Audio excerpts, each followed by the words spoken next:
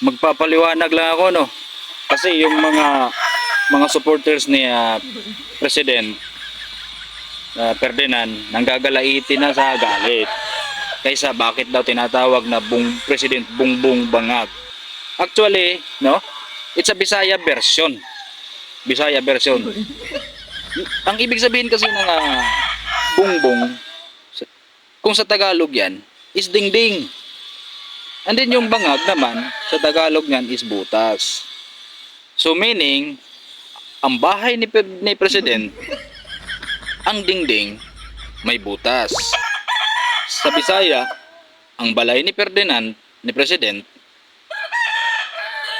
ang bongbong, daghag bangag. No?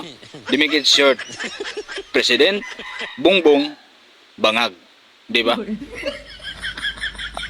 Yun ang pinaka-importante, yung bangag. No? Di ba?